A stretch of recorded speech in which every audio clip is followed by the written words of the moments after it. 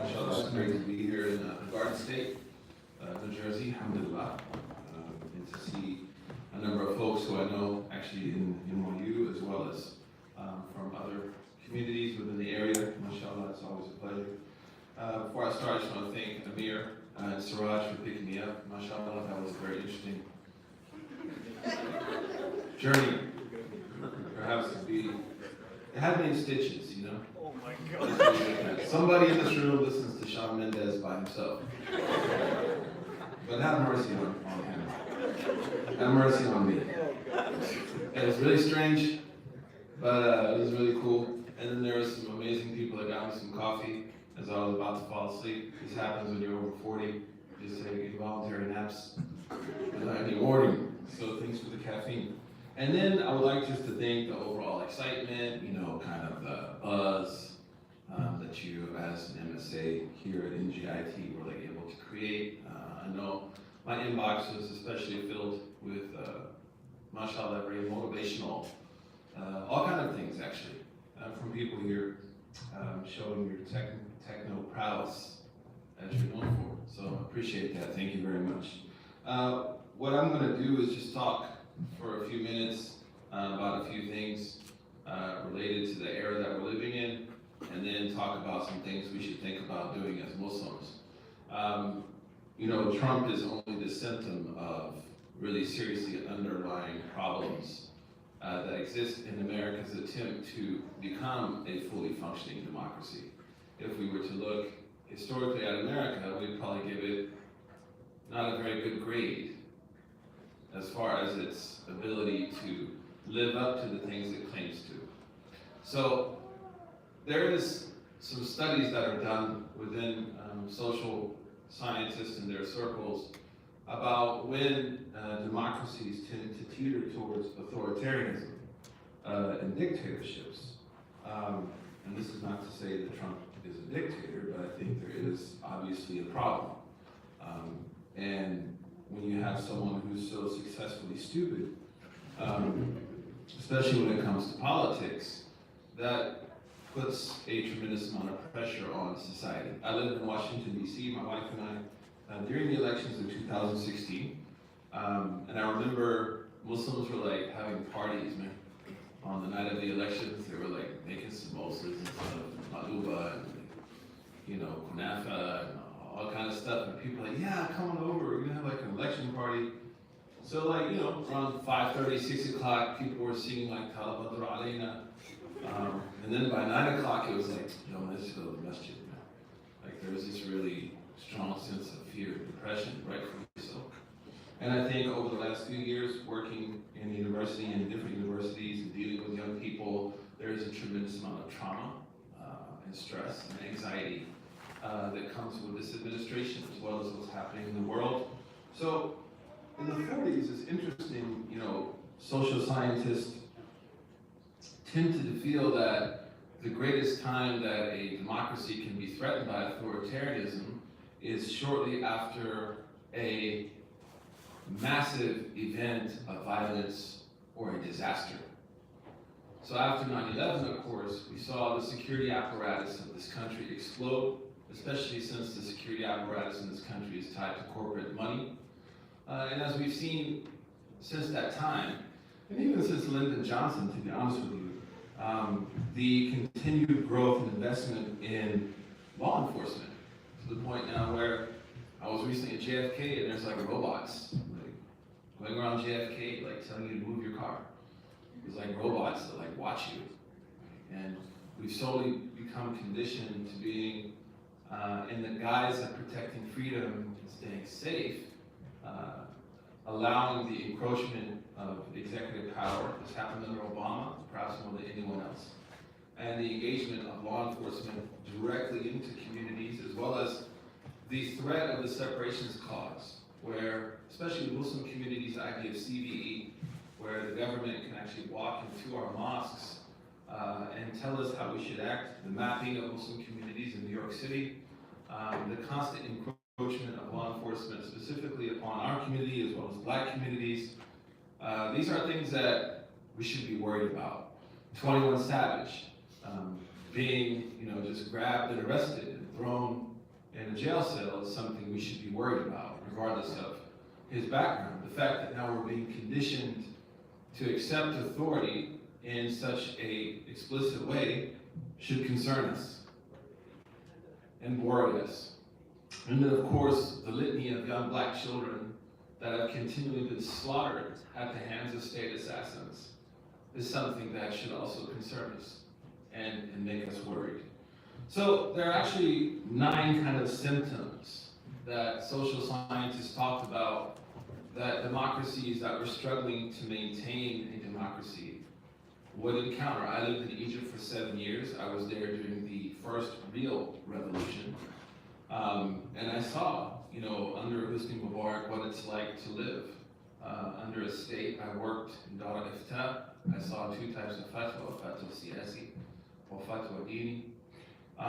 And I saw also the euphoria of our beloved Egyptian brothers and sisters during the initial emancipation from post-colonial rule under the guise of, Abdel Nasser and Hosni Mubarak, actually. So I think you should just listen to these 9 qualities. They're very important, and they help us kind of place and understand where we are geographically as well as politically and historically. So number 1 is the idea that aggression against those who deviate from the norm is going to be tolerated. So the idea of aggression against kind of what would be considered the norm, or aggression to the moral norm, is something which is accepted. So I don't know if you saw Ocasio Cortez, her speech yesterday is really beautiful when she asked them, about corporate funding and PACs, and the idea if I wanted to be an evil person to make a lot of money. So she kind of exposed like the whole problem really within our government and the fact that we are experiencing a corporate land grab of power. But then she's portrayed as like something really evil, a threat, socialist, a Marxist. Number 2 is submission to idealized moral authorities. So absolute submission. So when Donald Trump said, I could shoot someone, I think it was on 5th Avenue, like nobody would stop supporting me. And you can also apply these in a micro way as well. Perhaps in the Muslim community, sometimes religious figures are demanding irresponsible, unabated authority and power and control, which is of course antithetical to prophethood. Number 3 is an uncritical acceptance of conventional values. So white supremacy, I don't know if anyone saw the, I don't know the best way to describe it, but the, temporary Attorney General today, when he was just kind of like laughing off things and smirking. And we see now the rise of the alt-white movement. And then we have the right movement in the Muslim community, like red pill Muslim guys who like their Imam, the Jordan Peterson and Ben Shapiro. That's going to be a great husband. And then if you were to say from the point of Dean, hey, Jordan Peterson is wrong, the reaction would be like cathartic. So like we've made bay'ah to these people. And also on the other end, within the left, the inability to perhaps marry ourselves with certain conservative values that are important, like for example, the superiority of revelation. Something that we hold as Muslims. So an off-balance inability to be critical and just to fall into what some great people call like the deaf herd. It's just like a herd of people walking around, kind of like The Walking Dead. Interesting. 4th is mental rigidity and a proclivity to engage in stereotypical thinking. And we find that now, like, people tend like to follow their stereotypes. Even though I'm white and Muslim, like white people ask me like, so where are you from? I was like, where do you think I'm from? Like, well, I don't mean to be rude, but like, where are you from? It's so interesting. And I'm like, I'm from Oklahoma State.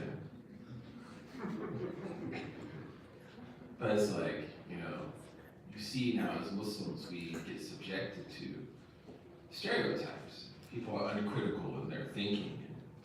The constant idea to find like that Muslim savior, right? Whether it's on the left or the right, like, let's market the weirdest Muslim to show that's normal. So you'll see like a special on Vice and it'll be like, a Muslim who eats hamburgers. Can you imagine? Then on the conservative side, it would be like a Muslim country western singer. This is the anomaly, creating the good Muslim, bad Muslim vibe, right? And then projecting onto our community who we should be. So people tend to follow into stereotypical thinking. A preoccupation with toughness and power. That will be one of the signs of the age, like a preoccupation with being hard. You know, being tough, being strong. An exaggerated sexual concern, or an exaggerated sense of sexual prowess. Like one of the gifts of modern Western society is that it's made sex and the occupation with sex one of the most important values of humanity. Ajib. The next is a reluctance to engage in introspection. So people will not want to hear about their own crap. Let alone hear about it, think about it. Like, how can I improve myself? Like, it's Black History Month. Like, let's think introspectively. We think the first martyr in Islam, Suhaib, was a Black woman. Like, what are we going to do now to push against the cult of white supremacy in this country and celebrate incredible Black Muslim women and men? We all rest on the shoulders of Malcolm as American Muslims. So if we're not introspective, then we're not able to be caring for ourselves and caring for others. There's a tendency to project undesirable traits onto other people. So in other words, it's like I blame everyone else but myself. So I'm doing the keto diet. That's why I'm not in a good mood. My friend Sharif is here. He's Egyptian. What that means is later on tonight, Sharif is going to want to eat kosher. I'm on the keto diet. But knowing me, I'll probably blame Sharif and eat the kosher anyways. And when I go home and my wife says, baby, I went to Costco and bought you this big almond flour for like $850. I'm like, I'm not really doing keto anymore. Why? Salt, Sharif, salt, baby. Right? The ability to blame everyone. And this cynicism is very important. And it affects religious people perhaps more than anyone else, because sloppy, lazy religion is a religion that allows me to live vicariously through the corrupted ummah that has nothing to offer. I'm on the truth, everyone's wrong, and that's why the ummah sucks. We all know people like this. Like they'll be like, we're never going to go anywhere as Muslims. Why? Well, look how these sisters are dressed. Like, who are you to tell women how they should dress? Well, these brothers, subhanAllah, blah, blah, blah. Then you can ask him, what kind of heart do you have, man? It's everyone else's fault. One time, the great scholar Ibn Arabi, in the 5th century, he came to Mecca, and he said, I met the greatest ahmaq in history. He said, I met the most foolish human being I've ever seen in my life. And they said, why do you say that? He said he was a man who had a large number of followers, and this is also the sign of sloppy religion. We want to be motivated by dancing with the stars moments as an ummah instead of gardening. So I'm going to go to this talk, and this talk's going to change my life. I would hope not. I would hope that your life is far more deeper than to just be changed by one talk. That's like saying, I hope my marriage improves because this new type of gum that came out. I hope not. Is my marriage that shallow?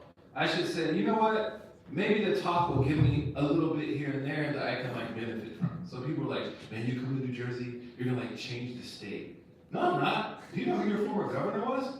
There's a lot of problems here. But maybe I'll say one or two things and you'll be like, okay, alhamdulillah. So Ibn Arabi, they asked him who was the guy? He said he was a popular speaker. Throughout Sunni Muslim history, our community has constantly been derailed by charismatic influencers who were extremely shallow and lacked any real training in Islam or secular sciences. Throughout our history. It's even in the Quran.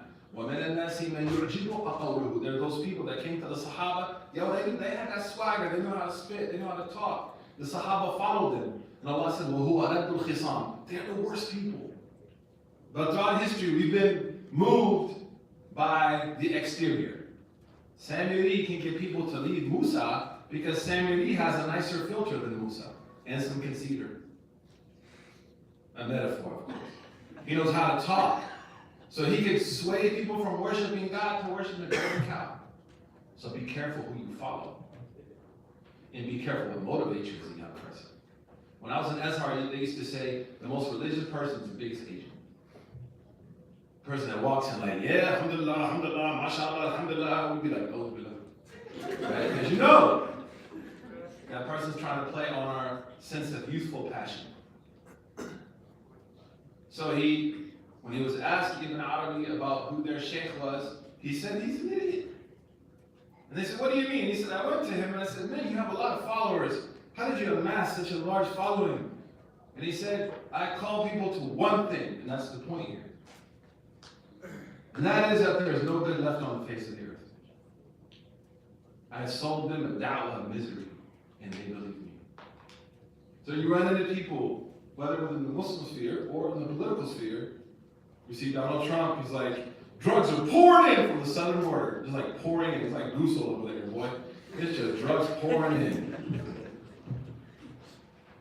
Today I was watching, the Attorney General, and the lady asked him, can you give me one example of when a person of color who's an immigrant killed as many people as the white man in Las Vegas? And he was like, well, I don't know my notes now. Right? Inability to be critical thinkers and then to fall for just charisma is something that people say is marked by a society that's headed toward the destructive autocratic regimes and systems. And cynicism. Now, we all know that's where we are. There's another component to this era. It's also very important. And that is to create enemies. To turn people into enemies so that we can live our frustrations and our anxiety vicariously through people who, as a Muslim community, have been like perhaps the biggest object of that, along with Black Americans, Latinos, women, people of other identities and backgrounds, to the point where it gets almost funny, man.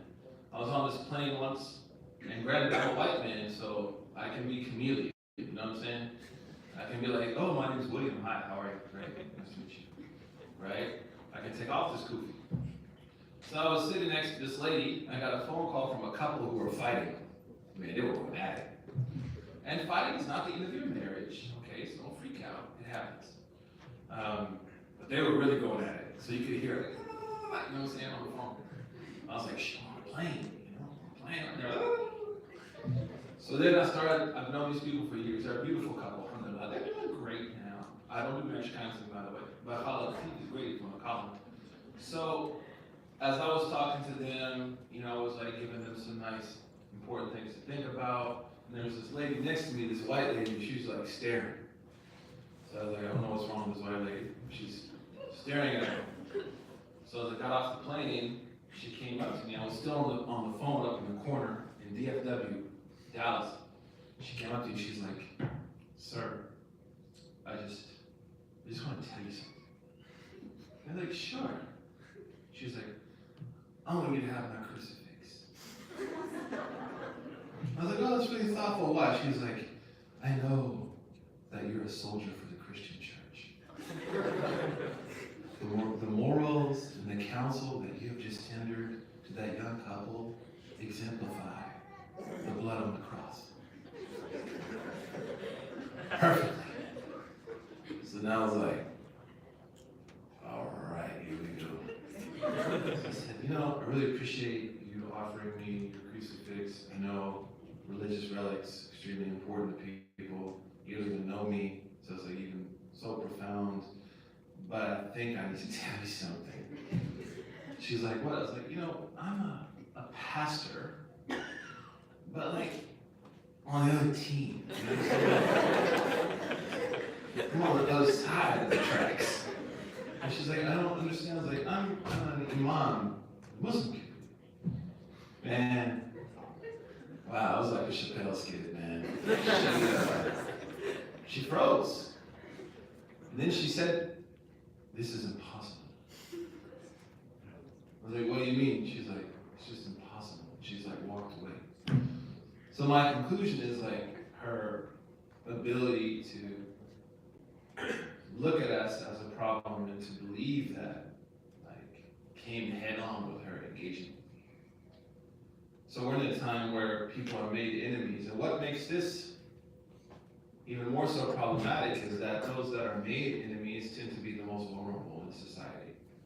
And that's a sign that we should all be concerned with.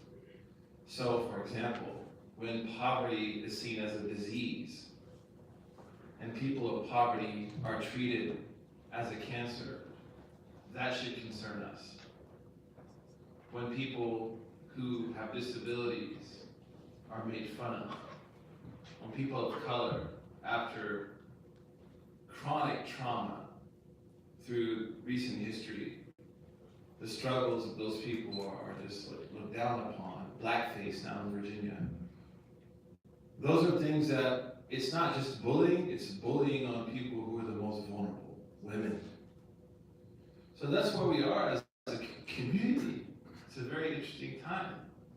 And I just think that it's important to think perhaps around 3 areas when facing this. Number one is that none of these are anything really new. They're just different iterations of problematic behavior as recognized by our religion. And necessarily, it's not necessary that these are happening outside of our community. Some of these issues are really patriarchy in the Muslim community is there. You see examples of colorism and anti-black sentiment within the Muslim community. We find capitalism has taken over the values of many of our nonprofits. I'll give you an example. You go across America and you look at many of the mosques, you'll never find a person of poverty on the board of a mosque. Why? Because they can't write checks, even though they may be the most qualified for the position. But then you'll find someone who is extremely anemic and unqualified to be in charge. Once I went to a community that had a guy in charge of the sisters community. A guy. So I was like, as I was talking to him, I said, so how do you feel about yourself?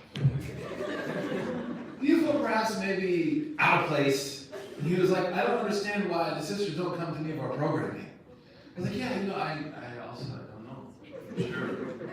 You might be able to answer that question since you're in charge of the sisters program. Or you go to a convert group and there's like not one convert there. Right? There's a problem in our community when your financial potential is what allows you to succeed and be a leader, or your gender. Those aren't Islamic values. Those are problematic values. So we can't also divorce ourselves from some of these problematic issues. Within that, the Muslim community has a few problems. Number one is, we tend to be on one extreme when it comes to tackling issues. Either we accept them wholeheartedly, like Muslims for Trump, or we reject everything. That's a problem. The Prophet ﷺ was very nuanced. He worked with people. He even said, if the people of Mecca ask me to do something good, I'll work with them. We'll talk about that later. Number two is that we tend, and I mentioned this a second ago, to divorce ourselves and assume that we are not somehow infected by the problems. There was a great essay written by a liberal who said, I realized there's a problem. I woke up today hating people. It's not something I used to know, but now I wake up like becoming the hate that hate me. The third is that we're extremely divided. As one convert told me, I've never been loved like I've been loved by Muslims, but I've never seen a community hate itself like Muslims. Like, we divide over some ratchet stuff. Like, we don't divide over climate change. Like, that would be pretty cool. Like, we're not using plastic in this masjid. Oh, yes, we are. We're going to go zero waste. No, we're not. Like, that would be kind of amazing. I could roll with that. But instead, we're going to divide over how long our trousers are. That were made in a sweatshop. Nobody cares when the trousers were made. too busy arguing about how long they are. Or does this sister dress properly? Or is this young person like out of line? Those are our issues. Division. The next is, I would say, that we unfortunately don't know how important they are. We've allowed ourselves to be untethered from our religion. We've lost value of that religion and replaced the inspiration of our religion with secular inspiration. And I say this also applies to religious people. Oftentimes, religious people, in their smugness and in their harshness and in their coldness and their ability to cast people out, are actually reflecting a very secular value, where the Prophet, peace be upon him, is able to embrace the sinner and incubate the sinner and help people achieve themselves. So what I'd like to do is talk about three things quickly, and I'll finish, in light of kind of what's happening. Number one is, first and foremost, you have to work on yourself. I have to work on myself. There is no delusion. And oftentimes what a world filled with consummate insecurities, and the reality is interesting, is that there's these massive insecurities that will cause people to buy ridiculous things, right? But on the other end, there's this sense of bravado that tries to frame each and every one of us as the most important person in the world. So the human being no longer sees his or herself as part of the community, but part of their own narrative. They've all become the metaphoric Zaynalik. They've left one direction. They're going solo. And perhaps even worse, they never were part of one direction. Their whole entire life, they imagine themselves as being a unique Harry Potter, a unique snowflake that fell from the heavens, multi-talented, uniquely placed to take on all of the problems of the world without the help of anyone else. That's some nonsense. The Quran says very beautifully that there was only one person that could do it all. That was Sayyidina Ibrahim. Inna Ibrahim kana ummatan qanitan lillah. Ibrahim was an ummah. He was his own community. But even Sayyidina Muhammad, peace be upon him, Allah says, وَأَيَّدَكَ بِنَصْرِهِ وَبِالْمُؤْمِنِينَ. We helped you with divine aid, but we also helped you with the believers. So the first is never to feel that I don't need to work on myself, or that if I'm going to try to engage the problems of America, the economic issues, gentrification, so many things are happening. You and I better prepare ourselves spiritually for this moment, because this is a powerful moment. And that's why Allah subhanahu wa ta'ala equips the Prophet with a few things very early on that we should think about. Number one is knowledge. Iqra' bismi rabbik. Recite and read. And I'm talking here about religious knowledge, because one of the goals of a post-colonial hangover is to tell a religious community that religious knowledge is the purview of children only. So you'll find like Muslims are super excited. We're going to send the awlad to the madrasa. What about you? No, I'm good. I'm watching Game of Thrones. I get it, but like, we should be constantly learning and engaging our faith. So the first is that I would encourage myself and you, as we face a modern Trump America, and we are being hit by so many different groups within the left and within the right who are invested in shaping us and controlling us. If we're not tethered by knowledge, we can get into some serious issues. I'll give you an example. I was invited to an event a few months ago. I'm very careful, usually where I go when I'm invited to join in social justice issues, just to make sure that I'm not being used. So I went there, and I didn't know who the people were. I called Linda to get she didn't know who these people were. Linda Sarsour called some other people. I said, I'm gonna go, khalas. So I got there, and there was this community that's going through great difficulty, and they were really trying to get me to take pictures with the organizers. You know what I'm saying? It's awkward. It's kind of weird. I don't know you like that. I want to be poster boy for people I don't know. And then I was listening to one of the speakers who they had created within the Muslim community, who was being funded by outside sources who claimed to be on the progressive left. And as that speaker was talking, he said, and we are under a real occupation unlike Palestine. I said, time to leave and start the bus. But this is on the slick left. This is not white supremacists on the right. So the point is, we have to anchor ourselves in foundation. And Malcolm talks about this within the black community. How neoliberals hurt his effort perhaps more than aggressive, explicit, honest haters. If I'm not rooted in religious knowledge and religious values, and I don't have people around me, we'll talk about that in a second, who can act as interlocutors, I can get played like a piano on Sunday morning. And that's one of our problems. 9/11 has made us thirsty to be accepted by white people. We will play the fiddle.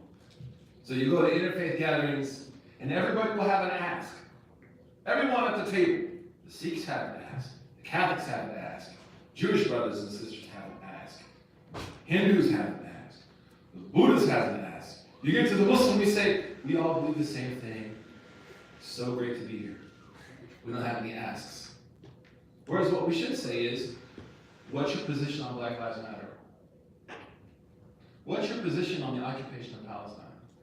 These are non-negotiables for our community. But we can't ask because we're too thirsty to make people happy.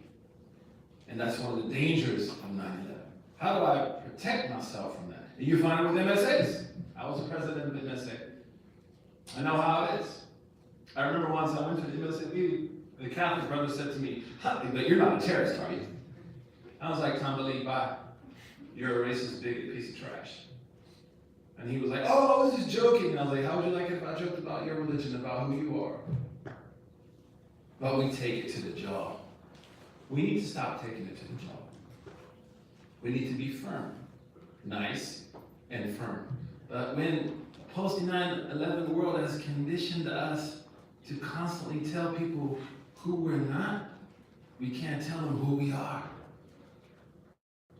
So the first is rooting ourselves in foundational knowledge, religious knowledge, and making sure that that religious knowledge is what calibrates my sense of ethics and morality. Number two, the prophet was given spirituality. So after knowledge, because knowledge without spirituality can make people arrogant. Like I'm sure we've all seen, some of the most arrogant people we've ever ran into are quote-unquote religious people. I've seen more people pushed away from Islam by religious Muslims than anything else. But why would Allah say to the Prophet, "Qum layla ila qalila"? Pray at night. Early on, make sure that those moments you have with God are there. Be alone with Allah.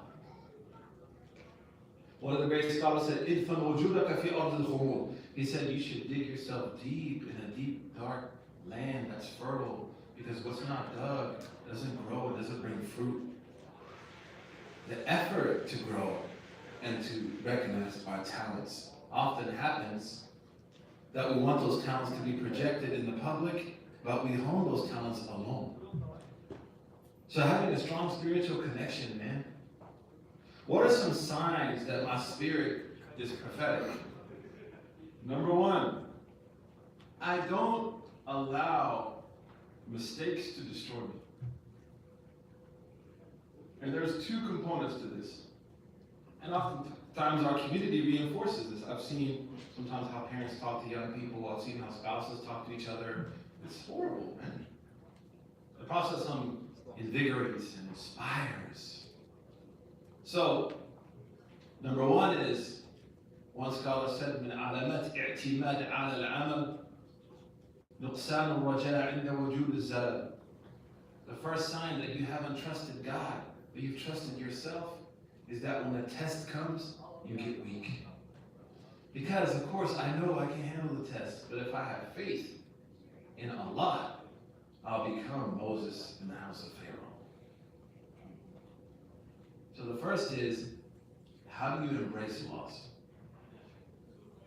How do you embrace suffering? In your own personal life, how do you embrace pain? Is it like salt on the food, or is it things that completely destroy your life. Of course, there's serious trauma. It's not what we're talking about. We're talking about like, I lost my phone. I ran into someone who was like, I'm devastated.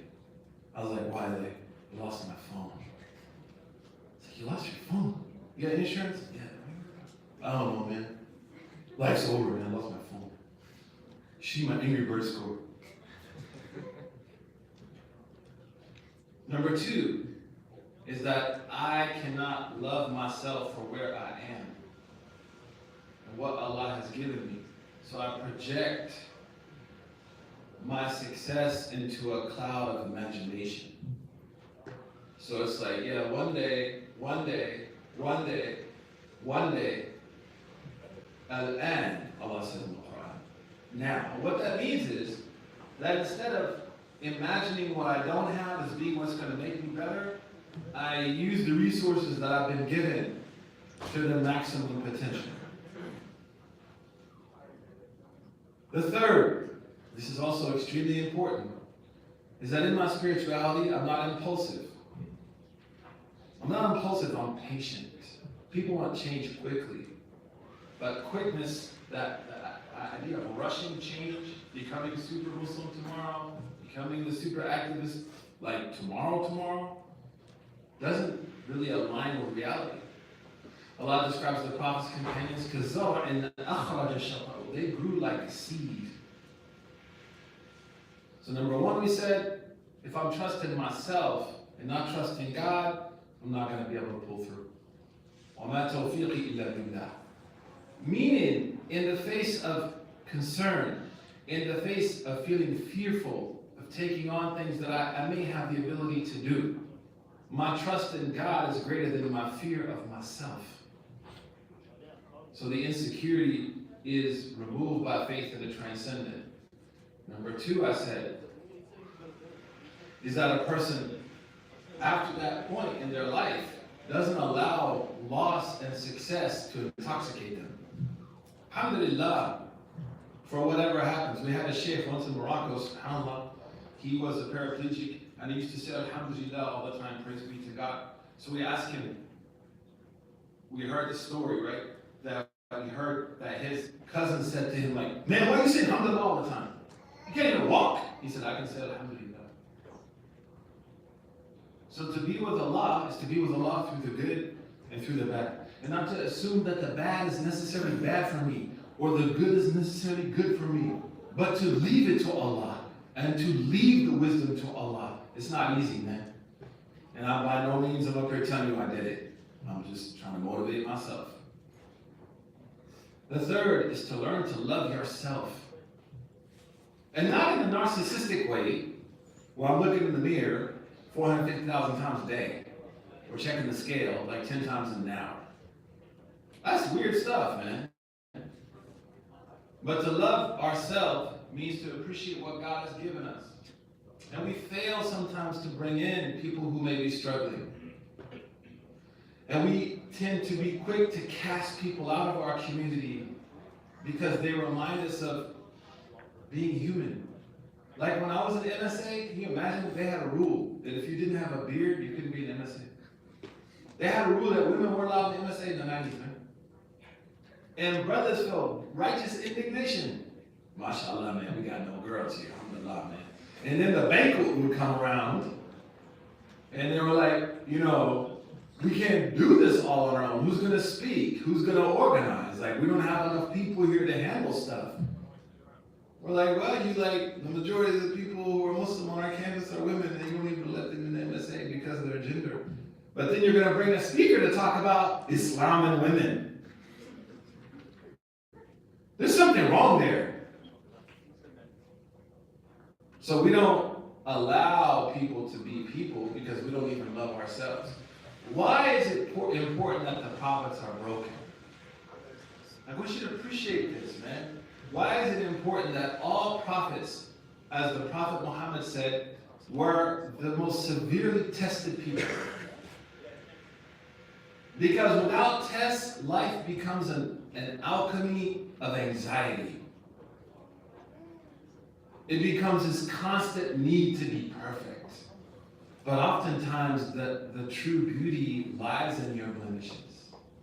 And oftentimes the drama that you're dealing with in your life is preparing you to be a director.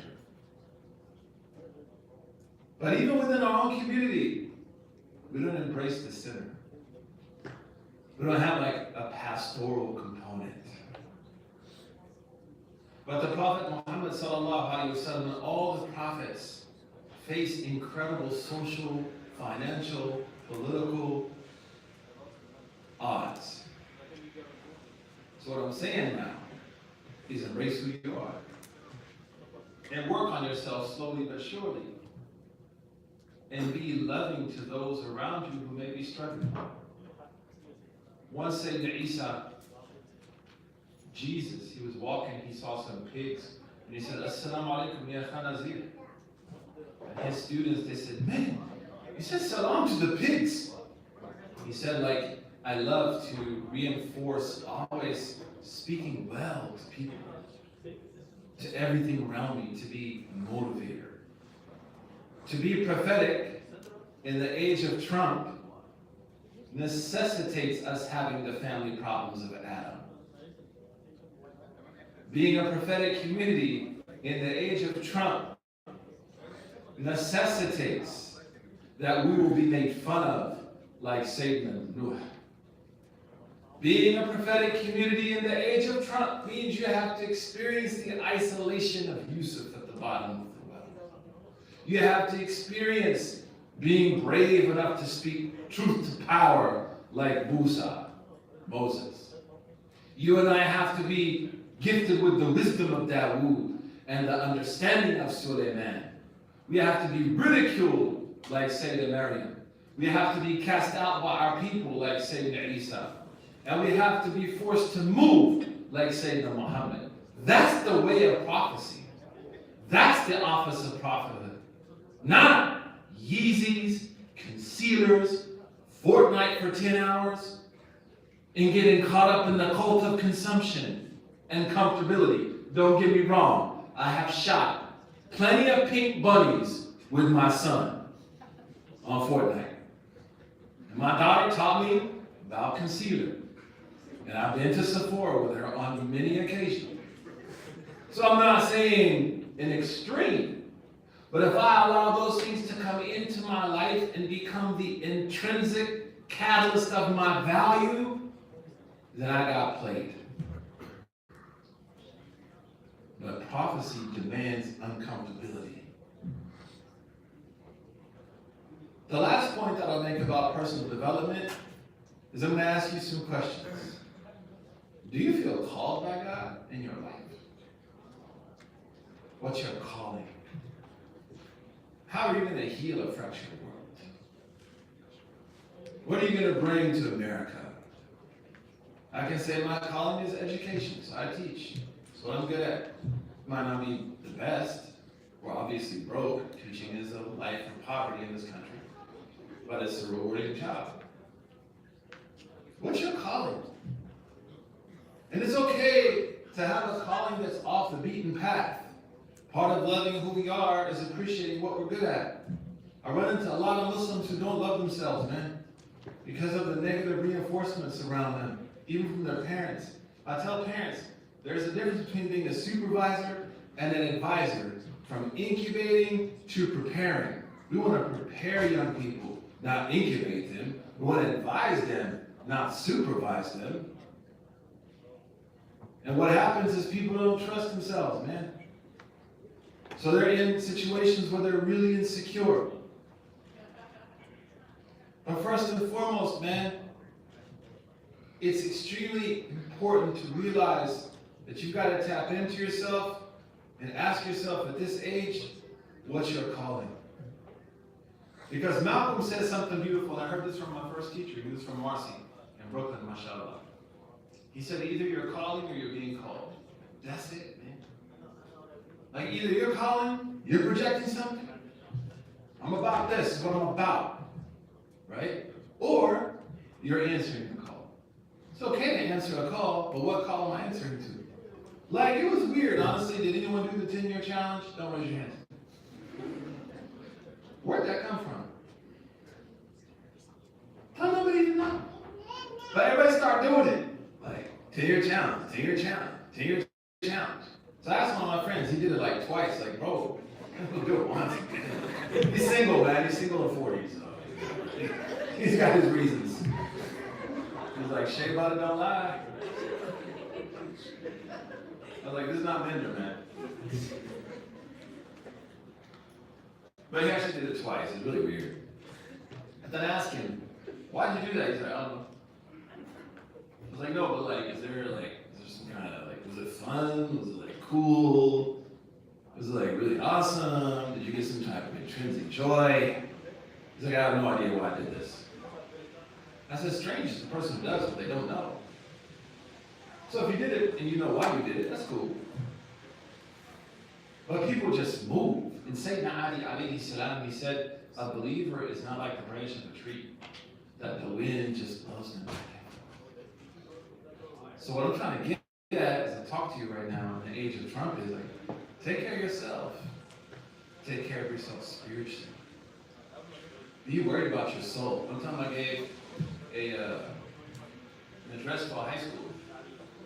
And I said, like, make sure you take care of your soul. And this girl started crying in the audience. And then she came up to me, she's like, I've never had anyone tell me to take care of my soul. I never thought about my soul before. I don't even know how to, like, evaluate myself. Number 2 is, embrace yourself, inshallah, and work to improve things slowly. Number 3 is, be a carrier of mercy and inspiration to people. People need inspiration. Like the Muslim community now, like we need inspiration, man. We're under a lot of pressure. I try to talk to mosques, I'm like, you should be like super like welcoming and warm. In Boston, we used to do Free Hugs Friday, man. People just like needed like that hug, they needed that value. As simple as it may be. At this point now, what is your calling? How are you going to improve the world around you? You know, mashallah, up the way on the other side of New Jersey, there's a place called New York City. And that's where I live. So I'm not trying to compare to New Jersey. I'm from Oklahoma. So both of you are obviously easily surpassing the climate deniers and other things in my state. But it's great to work at NYU because you run into young people that are like, young people remind us how to live again, mashallah. You guys are awesome. Very happy and shiny, alhamdulillah. So I met a young woman and I asked her, what's your calling? And she said, my calling was to, and she actually spoke at our gala. My calling was to go to Mexico and start to look after sexually trafficked women. Especially those that were brought back into Mexico by ICE. Like that's her calling, mashallah. I talked to a brother who his calling was to become a professional trainer. So mashallah, he trained Marshawn Lynch. There's an article about him on ESPN. That's like his calling. I talked to a young Palestinian girl who was born and raised, mashallah, in Brooklyn for life. And she said, like, my calling is to be an elementary school teacher. And just the ability to have an impact on young people's lives every day. She said it's like almost like selfish, right? Like, I take great pleasure. Talk to people who make like designer hijabs. That's like their calling. So I don't want you to think when I say what's your calling that I mean like the typical myopic religious definition. I'm going to be a sheikh. No, you're not. But embrace your calling. The second thing is, what are you doing to make that a reality right now? You know, subhanAllah, my job is an interesting job. I should write a book one day with all of your names in it. But I won't. Just joking. But maybe about Amir Suraj. But like at least once a week, someone will come up to my office, right? It's kind of cool because you can kind of tell it's them. Because you don't want to like, you know, be rude. And they're like, I have a plan to save the Ummah. I run into the plan to save the Ummah guy or girl once a week. So I've actually created a battery of examination questions for the Save the Ummah person. And the first one is this: really, where were you when you thought of this? Those answers are really interesting. From hookah bars to playing Fortnite, someone was suddenly given the ilham of how to solve all the crises of the Muslim world. It's remarkable. Or they were at Planet Fitness. The second thing I asked them is, do you have a project proposal on how to save the Ummah? No one has ever had one. That's where it always just stopped. So it's easy to find people with a million ideas. I love what Kendrick Lamar said. I think Kendrick Lamar's like, mashallah, one of the real golden age carriers of true hip hop in the, kind of broader lens of the absence of mumble rap. And he said, I wrote 12,000 songs. I heard this on NPR. He said I wrote 12,000 songs and I only executed on 4 or 5 albums. So I had these songs in my head, but execution is a whole other ballgame. The word for execution in Arabic is tawfiq. So you may have the greatest calling. I bet everyone here, our calling is like amazing. You know what I mean? If we share like, whoa, that's fire. But what are you doing to make it happen? The third thing that I want you to think about is, who are your mentors? You have a mentorship? As a young person? I have mentors. I'm 46. You got one in the audience right now? Sharif?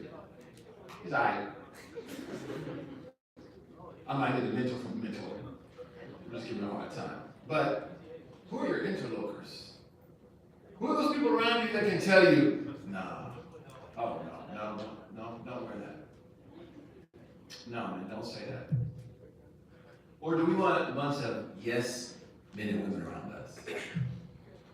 When I say mentors, I mean in your religious life. Imams and shuyukh, teachers, content providers, it is an obligation for us to be accessible to you. I believe that. And that goes with the job. One person told me one time he became an imam. It was crazy, man. His first Jumu'ah, it was like 1,000 people like, Mabruk, alhamdulillah, you're a new imam, alhamdulillah, alhamdulillah. I was like, mashallah, man. So he basically shook like a million hands, got 1,000 gifts, some gulab jamun. Then as I got in his car, he's like, man, I just don't like people. I said, bro, I think, you could be a land inspector in Alaska, but you became an imam. An imam has to love people. That's just how it goes. You gotta be accessible, and ultimately he quit. Yeah, I don't know, maybe he's in Alaska. But I can say in my position in front of you, if you need me, you know where to find me. Snapchat Imam. No, it's important. It's not funny. I did that on purpose because I have to. I got kids. And I see my kids struggle to try to reach people with religious credentials that are like, I'll talk to you for a $5,000 honorarium. I'm like, no, they're not inviting you to give a speech, man. They're just going to ask you questions about stuff they're scared to ask me about because I'm their dad. So in my own children's life, see, them not having access because your kids don't talk to you about everything. That's just how it is. So I'm like, okay, hit up that person. No response. Hit up that person. No response. So that gave me the idea. Because I love my kids, I should care about other people's kids. So in this area, mashallah, we're down the street, not too far, go through a tunnel or take a train, we have your back.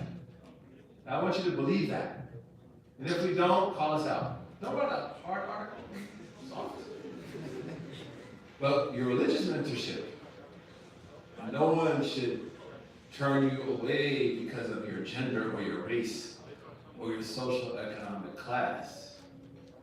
When I first converted to Islam, it's a funny story. My teacher for 10 years was from West Africa, Senegal. He's a really cool person, mashallah. So the night I converted, he came to me and he was like, I need to talk to you. I was like, what? I do something wrong? He was like, brother, I'm going to see you on Tuesday at 5 o'clock. I said, why? He said, do you want to be stupid white guy convert? And I was like, nah. He's like, well, then you need a mentor to teach you. So I'm going to teach you. So religious mentorship. Number 2 is professional mentorship. I know at NYU, not to put any pressure on anyone, we plan in the next year to start a mentorship program for our students that's going to match them up with professionals in the city who are doing what they want to do. So they can talk to them and be like, hey, how'd you get here? What are the mistakes you made? Can I walk your trail? Can you tell me not where to stumble? So who are your professional mentors? Number 2, who's mentoring you on marriage? Who's talking to you about family, man? What kind of husband are you going to be, bro? Recently, I was talking to a guy, mashallah, and this is not all guys, so let's be careful. And I said to him, he's like, man, I'm really ready to get married. I was like, oh, really? Why? He's like, man, I just want to stay at home, you know what I'm saying? I'm going to marry a doctor, she will get paid. I'm just going to chill. I was like, yeah, I don't have a daughter, man. I got And I said to him, like, are you serious? He's like, what do you mean? Like, Khadija, you know, she bankrolled the Prophet ﷺ. I was like, is your name Outcast? Like, what's wrong with you? Offset? What's wrong with you? This brother actually really thought this, so I had to set him down and say, look, man, this is not how it works. And he said to me, I've never had anyone talk to me about this. I don't know. Baba and Mama, that ain't gonna happen. So who's mentoring you on your future social relations? So I want you to think about the mentors that you have around you. How do you find mentors? You ask them. If you say, I'm too shy to ask, then you're not that important.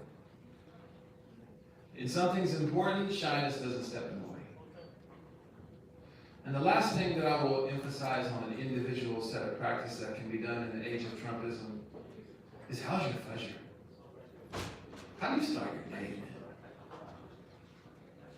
They say most people start their day. How do you think most people under 25 start their day? For real. We think the first thing to look at is exactly their phone. You know what? People under 45, the first thing to look at is their phone. They ain't checking on their babies. Before they even check on their kids. All right. How do you start your day? Every day, how you start your day tells you a lot about yourself, what's important. That's why Fajr is at Fajr time. Because it always reminds us of what's important.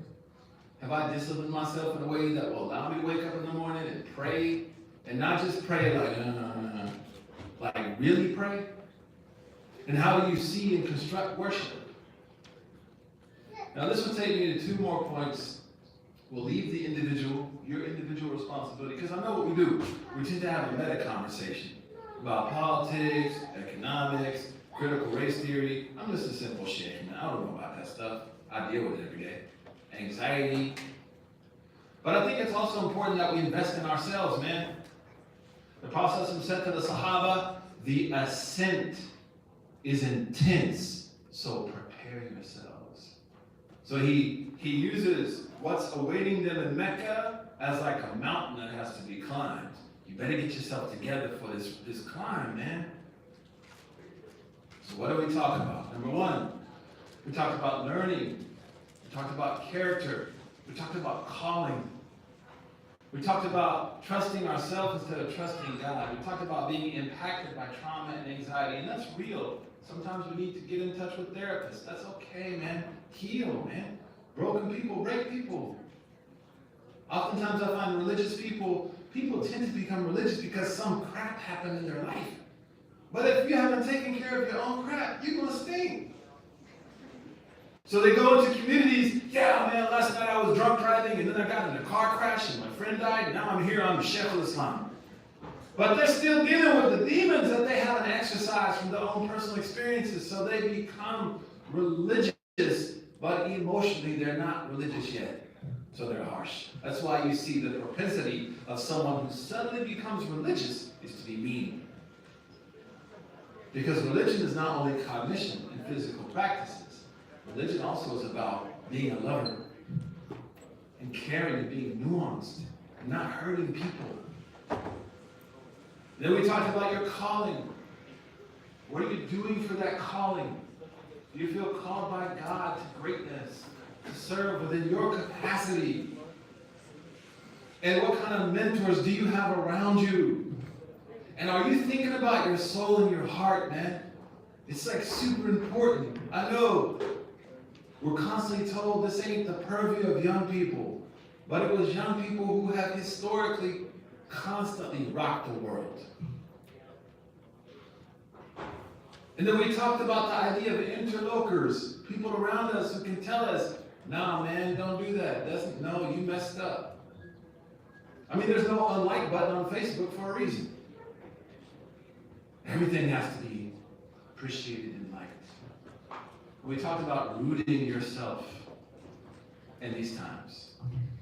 The last few things that I'll mention, and we'll finish, inshallah, are more of a communal challenge. Number one is we have to begin to think and calibrate Islam for America. That doesn't mean that we are not worried about what's happening overseas. Of course, that's on the front line of our concerns. But we see our brother Mark Lamont Hill, who's able to seamlessly tie the struggles of Black America to Palestinian liberation. We see Angela Davis in Berkeley, who's able to understand the intersectionality between Black Lives Matter and Palestine. What I find sometimes in the Muslim community is an unwillingness to speak to America because somehow America is just bad. And when we do that, we fail to hold on to the legacy of Malcolm X, who synergized both. So I want to challenge you when you ask questions, when you engage. And that's why oftentimes younger American Muslims, they're able to relate to the non-shuyukh better than the shuyukh. Because the shuyukh are portraying an image that's unbroken and unblemished. But the wounded rapper, the spiritually struggling poet, the financially challenged hijab maker, I can relate to that more than someone who just speaks in the language of perfection. When I speak in the language of perfection, I can't deal with America. So how do you calibrate and think about religion within the framework of, say, gentrification? How do we think about religion in the face of climate change?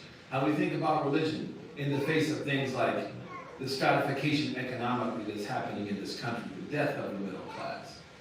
How do we think about religion within the contours of what we're dealing with, within the contours of Me Too, for example?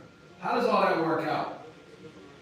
We haven't been trained to project religion into that sphere, where what makes the Prophet ﷺ so powerful is that he's able to take even the worst cultural components of Mecca and Medina and sanitize and purify it with religion. The second thing is organizing with others. For years, I mean, when I became Muslim, there was a debate like voting is haram, man. Like, that was actually the debate at that time. Don't vote. Like, if you vote, it's shirk. Like, what? Okay, I'm not voting. Wow, why have such a crappy city councilman? Well, he didn't vote. And I remember in my own city where I converted, there was a man who opposed the building of a mosque that I actually converted in, man. But Muslims weren't politically organized. They couldn't defend themselves. And working with anyone where there's intersectionality on the good, as long as we don't compromise our foundational principles. Every mosque in America should have a Black Lives Matter sign in front of it. 50% of our community are Black. We're not able to calibrate real messages, perhaps because we don't care about people. And when we care about people, we want to organize and work with others. The Prophet, sallallahu alaihi wasallam, in Mecca, he's surrounded by a woman, a slave, a youth, and a businessman. All four of those people, Sayyidina Khadija, Sayyidina Ali, Abu Bakr, and Bilal, represent the entire social demographic of Mecca. Think about that if you're an organizer. Why would Allah subhanahu wa ta'ala give him one person from every demographic? Because of the impact it will have. So we see that the Prophet ﷺ, that we find people in the name of righteous indignation, man, I ain't working with these kuffar, brother. I'm not going to work with these people. Then let them come and say, well, in the name of eminent domain, we're going to take your mosque. Oh, I'm so ready to work with these kuffar, mashallah. What happened? But the Prophet ﷺ, on the way from Medina to Mecca, his camel stops. This is the height of his problems with the people of Mecca. He points to Mecca and says, if those people in Mecca ask me to work with them, I will work with them. Imam Ibn al-Qayyim is a great jurist. He said, this is a proof that Muslims can organize and work with anybody on good. So now let's talk about constructive, strategic, critical community organizing. Think about New Jersey, man. How many Muslims in New Jersey? This is a substantial block of people who, bi-idhnillah, can influence things politically for the good. Not just for Muslims, but for the greater good. When I was an Imam in Boston, I tell the story a lot. A lady came to me, she was running for the mayor of Boston, she lost. She was a cool lady. She was brilliant, mashallah, Black American woman. And she asked me to endorse her for the mayoral candidacy in Boston.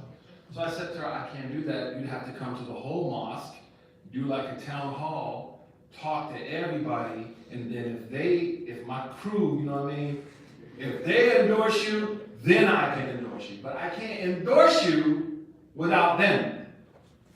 She's like, you're smart. I said, no, I can't speak on behalf of a whole community politically. Then she said to me, well, this is really important to me. And I said, why? She said, are you aware of the ethnic diversity of your mosque, Imam? That I knew I was in trouble. I was like, it's a lot of people. She said, well, we did a study of your mosque. There are more than 43 ethnicities in your community. I said, wow, that's a lot of people, man. And she said, do you know what that means? I said, a headache. Like, managing all that is hard, man, especially iftar. Hot and cold. Rice and bread. Curry and chop. And she said, it means power. But you guys don't know how to organize. When I talk to representatives across the country, one of the things that I hear about the Muslim community is we don't have asks.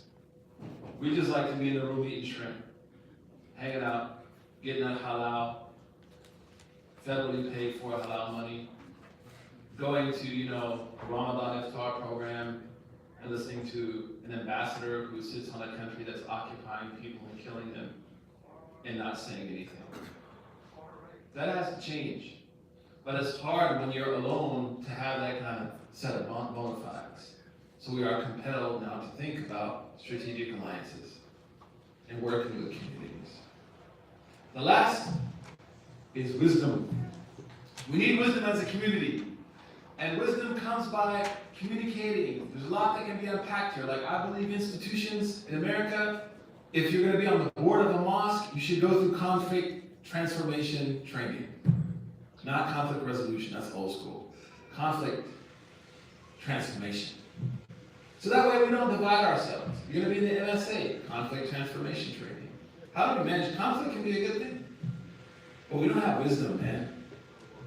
I love it when I run into Muslims, you ask them, like, how many Muslims in America? Oh, about 45 million. They're like, hey, 45 million? That's a lot of people. 7 million, 11 million, 9 million. I've seen people fight over it. Once in a mosque, actually. When people ask Malcolm X how many Muslims in America, he said, if I knew, I wouldn't tell you. 3. He's smart. He understands how to be wise. Wisdom comes with understanding our emotional capacity, being strategically and intellectually invested in a situation, and then often knowing when to step back instead of stepping in, knowing when to be quiet and when to speak. That's wisdom. I like to share a story with people that kind of is perhaps the only, outside of marrying my wife, alhamdulillah, that's the second instance of wisdom in my life, and of course being born, which was not in my control. But there's one. I think I did it pretty well. Mashallah. This is not to toot my own kufi. But when I converted in Oklahoma City, there is a group of people called the Bloods. I don't know if you know who that is. If you don't, that means you went to Islamic school. So we, maybe it means you didn't go to Islamic school. So we all converted at the same time, alhamdulillah, out of high school. So me and my best friend and like this whole group of bloods converted to Islam. It's crazy. And we were a little wild, we were 19-year-old guys. Played basketball for Blake Griffin's father. Went to a inner city high school. I hate how they talk about it, but it was a cool place. And we all went to this high school. So we converted, and we used to spend the night, Fridays and Saturdays, to stay out of trouble. We'd spend the night in the mosque together. Because we knew, man, 19 years old, boy, Friday night would get you caught up. You'd be on the minbar Friday and back in the church house by Sunday, if Friday night gets you. So we were like, don't let it happen. So, alhamdulillah, mentorship, interlocals, friendship. So we, alhamdulillah, we stayed in the mosque together. And there's someone back there, it's scary. And there's an ISIS threat on me, you know what I'm saying? Search Suhaib of ISIS, it comes up. You might collect that bounty if you want to fake my death. You get the money though. It's not like $5 in a food stamp. So, I think a free tattoo somewhere. But we converted together, man. And there was a man that had a convenience store next to the mosque, a cha-cha sahib, an uncle. And we used to call his store Haram Co.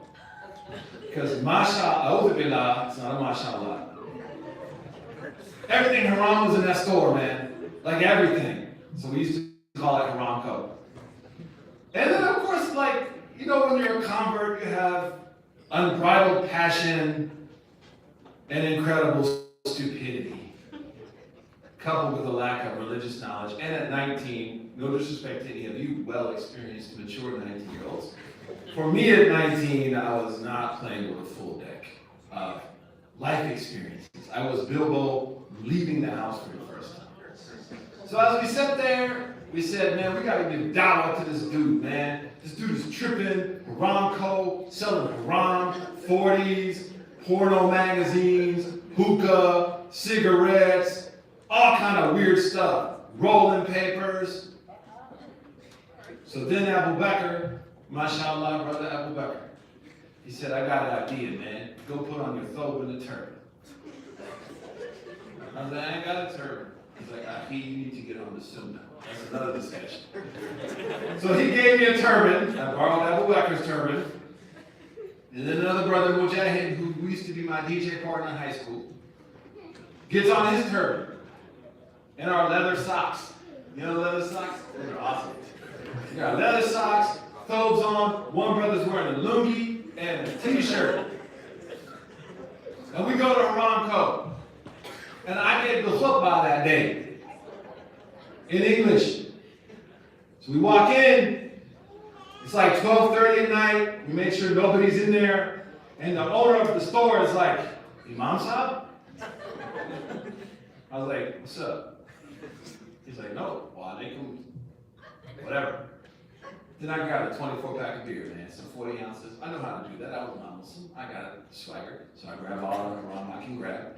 Mujahid grabs all the haram he can grab. Mujahid had a cart, you know what I'm saying? A cart of haram. Like, how do you get a cart of haram? You know what I'm saying? And then Abu Bakr grabbed things which I would rather not mention. So we walk up to the cash register. We in this Tabligh Jamaat look with all that stuff on the cash register. And he starts ringing us up, man. And then I said, mashallah, brother, tonight we're making itikaf. In the mosque. And he was like, this is before the days of Fousey Tube and stuff, so he didn't think it was a joke. So he keeps bringing us up, and then he starts shaking, man. He's like shaking. And then Abu Bakr says, Rahimahullah, Abu Bakr passed away. He said, can I ask you a question? He said, yeah. He said, how do you feel right now? He's like, I don't know, he gave me Friday's sermon. I'm confused. I feel strange that you're buying this. And then Mujahid said, that's how we feel when we see you sell it. And then he started crying. And then we had a conversation with him. And that conversation was that this person, subhanAllah, came from overseas as an immigrant, no money, had to hustle. I get it. Capitalism is smug and cold and mean, man. And he said to me, like, I'm actually a medical doctor, man. I'm just trying to raise money to take these exams. So alhamdulillah, we as a community, we worked to help him out. He took his exams, became a medical doctor, and closed down now, I think it's Makruko. The point is, brothers were wise, man, how they stepped in. As you move forward, you got to be very careful of the right and the left that are going to try to make you act without passion, but also make you act without wisdom. When the Nabi said, to think before you're brave is two braveries. So don't get caught up, so that's what I want to make, in what people tell you you should be passionate about. But allow yourself to be wise enough to think through it. That's prophetic. So as we move through an age of Trump, let's value our individual worship. How do you start your day? If you start your day sleeping, you ain't woke. You gotta pray Fajr to be woke. Number two, talked about those spiritual issues of trusting ourselves and getting caught up. And I'm talking to myself here too, right? Like, I'm not just talking to you. I missed Fajr today, right? So I'm gonna tell you, I was not woke. And I had to get the hope out. Imagine. My wife left town last night. My wife is the one that does this. Go pray. Why you hit me? Right? Today, the only thing that was there was a pregnancy pillow because she's gone. Them pregnancy pillows are nice too, bro. For real. Like, try sleeping on one, even if you're a man. And pregnancy tea is good too. Even though it's supposed to be for women only. Don't tell her, oh snap, that's right. But the point is, I'm trying to tell you that I ain't perfect. I'm not a perfect person. I make mistakes like everybody else. So I wasn't woke today. Imagine that getting a khutbah. Like, man, I ain't if I should get a khutbah. So I started talking to myself. But how do we start our day every morning, man? Are we woke? Or are we asleep? Number two is, do I trust in myself or trust in God? If I trust in myself, moments rock me and destroy me. But if I leave it to God, I know it's part of the process. I got to go through those prophetic channels. Number three, what is your calling? Are you called? If you don't know what that calling is, you get there. Don't burn yourself with it. It'll happen, inshallah. And what are you doing to get there? Who are your mentors and interlocutors? The fourth talks about the broader society, thinking about community organizing and creating bonds with communities that are not necessarily liked by power. Prophet ﷺ wasn't just friends with people that got him social agency. We need to be careful in our activism that it's not just about social and financial agency.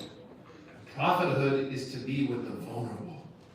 So Allah says, وَاصْبِرْ نَفْسَكَ مَعَ الَّذِينَ يَدْعُونَ Be patient with those who call to God in the morning and in the evening. And the Prophet said, those were the poor. Allah gave me the poor as friends. And then the last thing that we talked about is wisdom. Wisdom is not something we read in the book, man. Wisdom comes through experience. There are things that you are much more wise than I in your life. There are things which I may have a little bit more wisdom than you. But wisdom, as the Prophet said, is a treasure for each and every one of us. And the last point is, inshallah, there is khair in the ummah of Muhammad sallallahu alayhi wa sallam. The Prophet said, al-khairu fi ummati hatta taqum as-sa'ah. Be careful of hypercynicism. The Prophet said there will always be good. And for you young folks, man, the Prophet said, nasarani ash-shabab. I was helped by young people. So may Allah subhanahu wa ta'ala bless you. It's an honor to be here with you. But in the face of Trump, Trump is just another one of the many problematic historical figures to show up on the radar of humanity. Nothing changes for us. We are tethered to prophetic morals. We are bound by Scripture. We stand as a faithful community that acts as a social, political, and spiritual agitator and partner with you. So may Allah bless you, inshallah, and ease your struggles and facilitate those things that you see as being hard and difficult for you. And may Allah subhanahu wa ta'ala make us truly lovers of one another and caring and supporters of each other. Barakallahu feekum. Assalamu alaikum wa rahmatullah.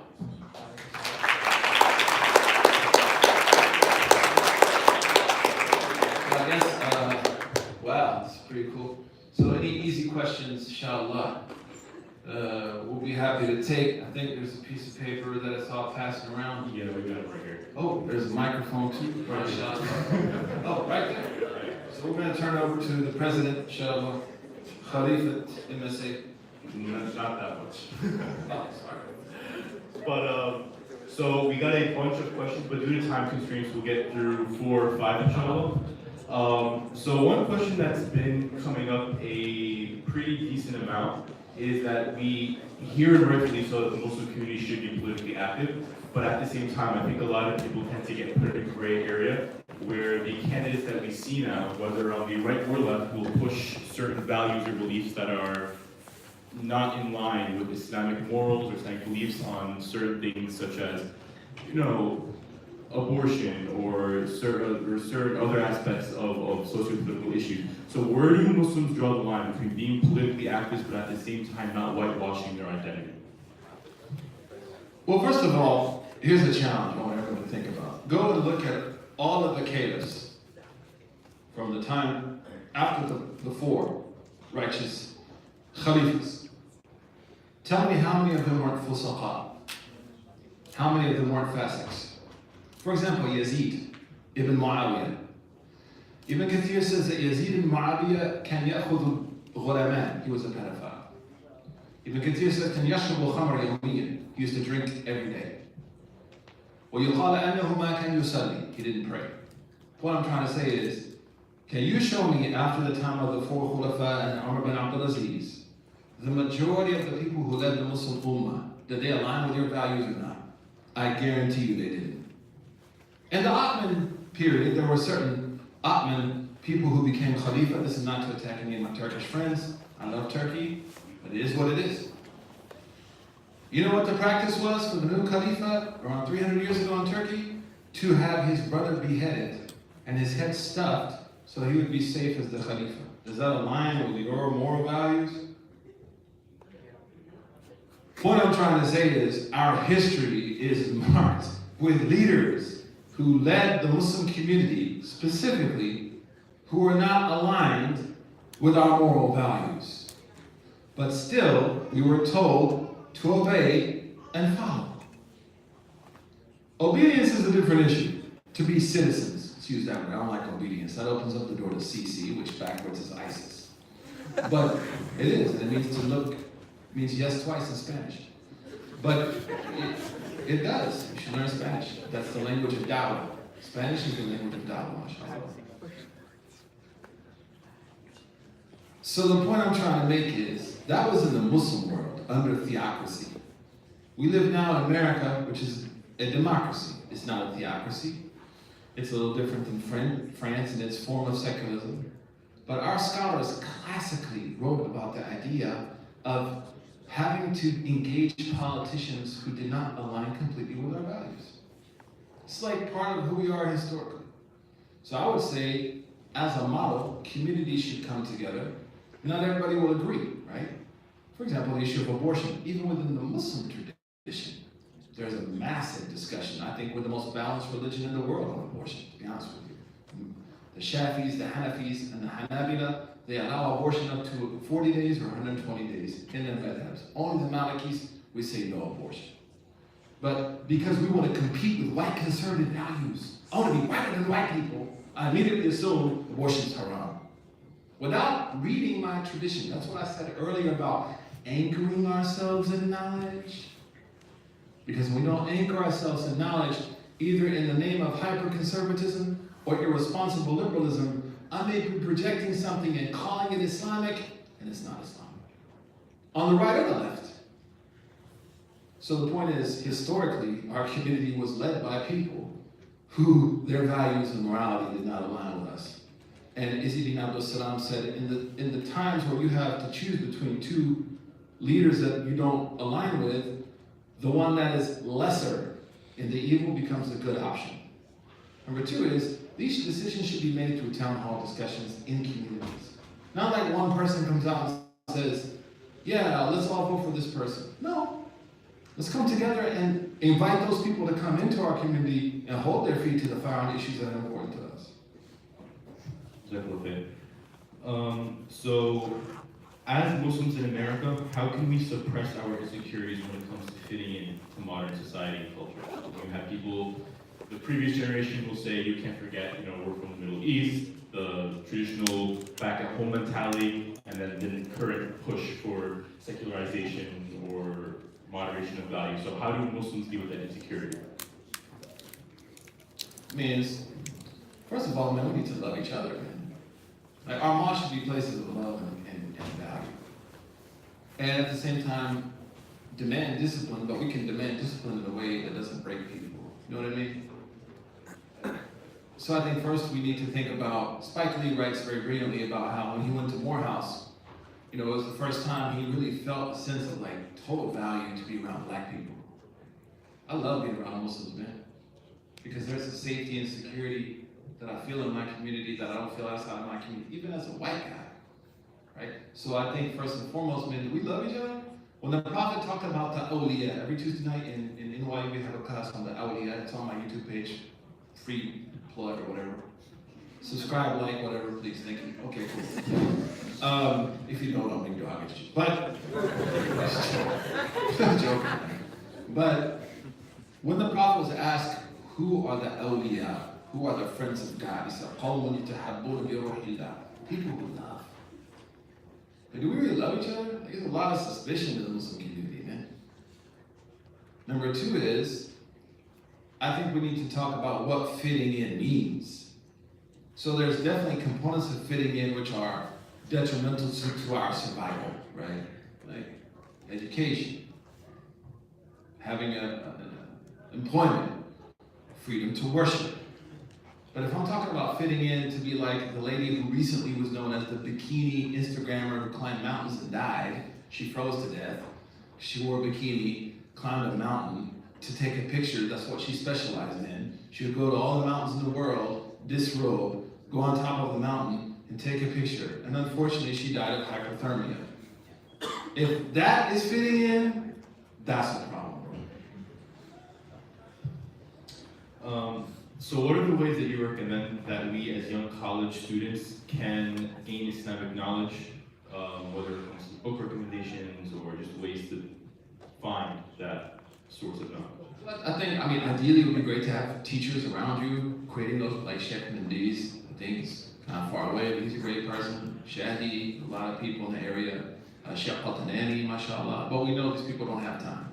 We know that. So I think it's very important at first to try, and I would say this for someone like me, a group of young women from NYU came to me, they were 10 deep. But we all 10 want to sit with you. I can do that. But can I sit with each one of you alone? My budget ain't there, man. You know what I mean? I got bills. Okay? So I would say getting into a group and then being consistent. Don't flake. I hate that. People come and want to I'm so passionate, dude. Oh, my gosh.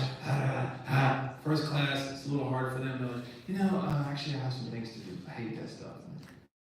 Second thing is be resilient.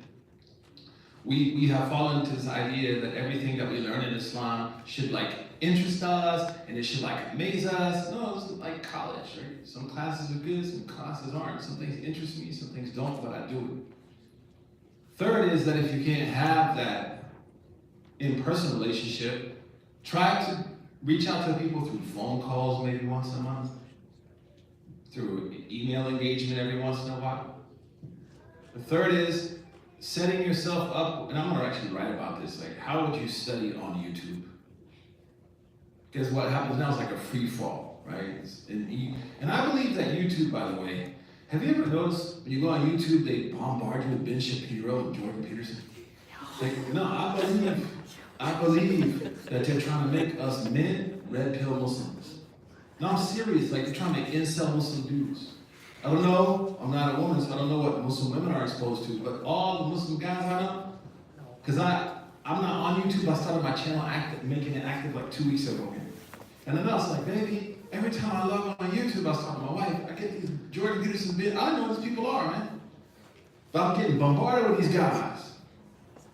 So we need to be careful about what's being thrown at us. But I think going on YouTube and utilizing lectures of like Yasmin Mogahed, Dalia Mogahed, Yasser Hadi, Faraz Rabbani, Imam Zaid, Dr. Madison, right? That's that other option. And then the fourth is in areas of your life where people like me aren't good. For example, I don't believe in this whole, hey, can I come take with you a marriage class? I'm not a family therapist. But I don't like Islamic marriage therapy class. I'm not a therapist. So I encourage people to go to professionals in those fields, right? But what if they're not Muslim? Can you think for yourself, man? If they tell you, listen, go to Washington Square Park, buy a big fat dime bag, go get blazed, and that'll save your marriage. Are you gonna do that? Well, I don't know, I can't think for myself. Like, what if they take my deen from me? You're not gonna lose your deen unless your deen was already lost. You know what I mean? And then I go back to the sheikh or the imam and say, hey, there's some things that they brought up, I don't really know, or my culture, because cultures are different too. Right? I go into my culture and say, these are the things they're telling me, I don't know if this really aligns with our cultural values. And there. And the last question that we'll do is, this is a bit encompassing, but what's the best way that our masajid can get back on track as centers of raising proper Islamic values? I mean, I think masjids, first of all, it's not easy. Masjids are tough. And I think that, you know, as your generation starts to go back into these places, there's going to be a battle. Like my generation now, there's a battle. And I think we need to be respectful of conservative values within our community. I don't believe we should throw conservative values out, even if I don't necessarily agree with that. Is there a way I can work with you, give and take? So when I was in Boston, as the Imam years ago, there was an issue about a wall. I didn't know this wall stuff, but like, should there be a wall for women or not? And we want to have a wall, we don't have a wall. So every week, I have 5 or 6 people come, women, to my office, some no wall, some wall, right? So I said, look, I'm pro-choice. I'm pro-choice on this issue. And it's not my business to tell women how their bodies should be, you know, like, ran. So you guys choose. They're like, what? I was like, yeah, let's have a woman's vote. So it was like 50-50. So here's the wall, there's no wall. So you had the conservative opinion. You had the other conservative, this also the Sunnah, to have no wall. The wall is a bid'ah, by the way. The Prophet never had a wall. But that's beside the point, right? In the name of piety, bid'ah doesn't count. But they negotiated on their own and we accommodated both. So I think it's about getting back into the mosque and re-examining 3 things. Number 1 is the governance model used in mosques is problematic. Most nonprofits, the governance model is kind of weird. I would like to see more of a town hall governance on major issues, not minor issues, major issues. Number 2 is the representative on the, I don't care about the board necessarily because boards aren't supposed to be that big. Unfortunately, our boards are very heavy-handed. Boards of major corporations don't meet every week, man. But our executive committees, as well as our boards, should represent the demographics found in our communities. So men, women, Arabs, Pakistanis, converts, youth. So there should be a plurality of leadership, the rich, poor, on boards. The third is the fundraising mechanism. And that's something else that needs to be revisited because there's a lot of donor fatigue now in communities. So exploring the idea of a waqf, thinking about real estate as a means to support financially the needs of the community. And the 5th, sorry, is professional staff. Large mosques need professional staff. The imam can't do everything. And if you want to take more questions, I'm good, man. I'm just going to New York. It's Friday night. All right, we'll take Still one. young. There's an elephant in the room right now. So we'll end on a lighter one. Yes. Your webcast series a few weeks ago was awesome. Will you be doing it again anytime soon? Oh, I'm glad you asked. That's a great question. So we'll be doing another live webcast in March. Inshallah. Inshallah. Alright, well that is the time that we had. Jazakallah khair, Imam, Suhaib, Webb. This was extremely beneficial.